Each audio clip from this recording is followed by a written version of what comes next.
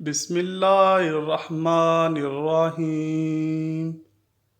مشہور ہے کہ حضرت ابراہیم علیہ السلام مہمان نوازی کی روایت کو شروع کرنے والے پہلے شخص تھے۔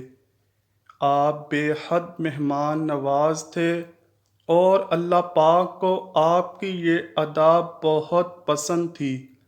روایات میں ہے کہ آپ تب تک کھانا تناول نہ کرتے جب تک کسی مہمان کو اپنے ساتھ کھانے میں شریک نہ کر لیتے۔ چنانچہ ایک مرتبہ ایسا ہوا کہ آپ کسی انسان کو تلاش کرنے کے لیے گھر سے نکلے تاکہ اسے مہمان بنا سکیں۔ آپ نے بہت تلاش کیا مگر کوئی بھی مہمان بننے کو تیار نہ ہوا۔ تھک ہار کے واپس پلٹے تو دیکھا کہ ایک اجنبی گھر میں کھڑا ہے۔ آپ نے پوچھا تم کون ہو؟ اجنبی نے کہا میں ملک الموت ہوں اور مجھے رب العالمین نے ایک بندہ کی طرف بھیجا ہے تاکہ اسے خوشخبری سناؤں کہ اللہ نے اسے اپنا خلیل بنا لیا ہے۔ آپ نے پوچھا وہ کون خوش نصیب ہے؟ اگر مجھے پتہ چل جائے تو تا دم آخر اس کا ہمسایہ بنا رہوں۔ ملک الموت نے کہا وہ خوش قسمت تو آپ ہی ہیں، اور یہ اس وجہ سے ہے کہ بلا امتیاز و تفریق آپ کی عطاؤں کے دروازے لوگوں پر کھلے ہیں۔ اللہ پاک کو آپ کی یہ عطا بہت پسند تھی کہ آپ اس کی مخلوق پر بے حد رحم دل تھے۔ اللہ پاک نے قرآن پاک میں 35 مقامات پر حضرت ابراہیم علیہ السلام کا ذکر خیر فرمایا۔ آپ نے 33 برس کی عمر میں حضرت سارہ سے نکاح کیا اور حران مصر کی طرف ہجرت کرنے کے بعد فلسطین اور ایلیا کے درمیانی علاقے سبا میں سکونت اختیار کر لی۔ وہاں آپ نے کنواں کھودا اور مسجد بنائی۔ لوگوں کے بے جا ستانے اور اذیتیں پہنچانے کی وجہ سے آپ نے وہاں سے بھی ہجرت فرمائی اور رملہ اور ایلیا کے درمیانی علاقے میں سکونت اختیار کی۔ وہاں بھی آپ نے ایک کنواں کھودا۔ کتب تواریخ میں آپ کے بے شمار فضائل بیان ہوئے ہیں۔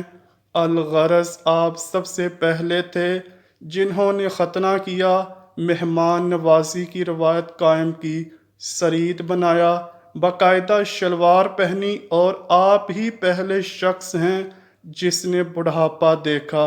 آپ نے حضرت سارہ علیہ السلام کی وفات کے بعد 2 عرب عورتوں سے نکاح کیا۔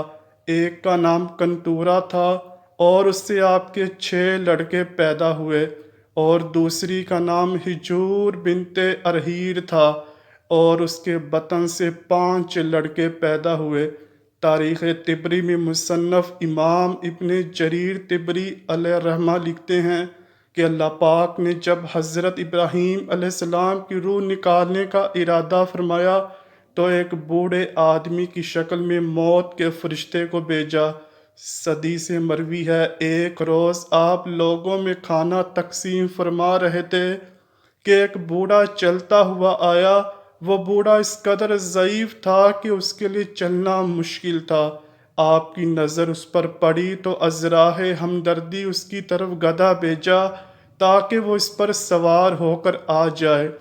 بوڑھا آپ کے پاس پہنچا تو آپ نے اس کے سامنے کھانا پیش کیا، مگر یہاں ایک عجیب واقعہ رونما ہوا۔ وہ بوڑھا آدمی جب منہ میں لقمہ ڈالنے کے لیے ہاتھ اٹھاتا تو باعث ضعیف ہاتھ چوک جاتا اور لقمہ منہ کی بجائے کبھی ناک پر لگتا اور کبھی کان پر، حتیٰ کہ اگر وہ بمشکل ایک لقمہ منہ میں ڈالنے میں کامیاب ہو جاتا تو وہ شرمگاہ کے راستے باہر نکل آتا۔ اس بوڑھے کی اس بے بسی پر حضرت ابراہیم علیہ السلام کو بے حد ترس آیا۔ آخر آپ نے اس بوڑھے سے پوچھا اے شخص یہ تم کیا کر رہے ہو؟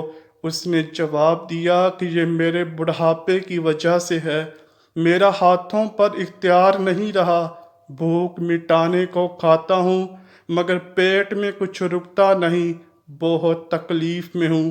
آپ نے پھر پوچھا تمہاری عمر کیا ہے؟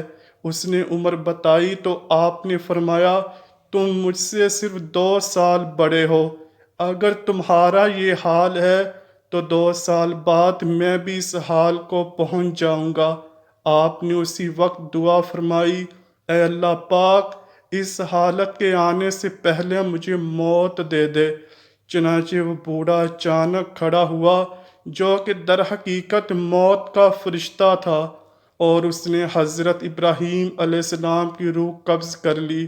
اس وقت آپ کی عمر مبارک 200 سال تھی، اور ایک دوسرے قول کے مطابق 175 سال تھی، اور ایک تیسرے قول کے مطابق 190 سال تھی۔ مذکور ہے کہ حضرت داؤد اور سلیمان علیہ السلام کی طرح حضرت ابراہیم علیہ السلام کو بھی اچانک موت آئی تھی۔ آپ کو ہبرون حیشی بستی میں اس جگہ دفن کیا گیا جہاں حضرت سارہ علیہ السلام مدفون تھیں، اور یہ زمین کا ٹکڑا آپ نے اپنے ہاتھوں سے 400 درہم ادا کر کے خریدا تھا۔ آپ کے کفن و دفن کا انتظام حضرت اسحاق و اسماعیل علیہ السلام نے کیا۔ اللہ پاک ان کی مرکت پر کروڑوں رحمتوں اور سلامتیوں کا نزول فرمائے، اور ہمارے دلوں کو انبیاء و صحابہ کی گستاخی سے محفوظ رکھے۔ آمین یا رب العالمین۔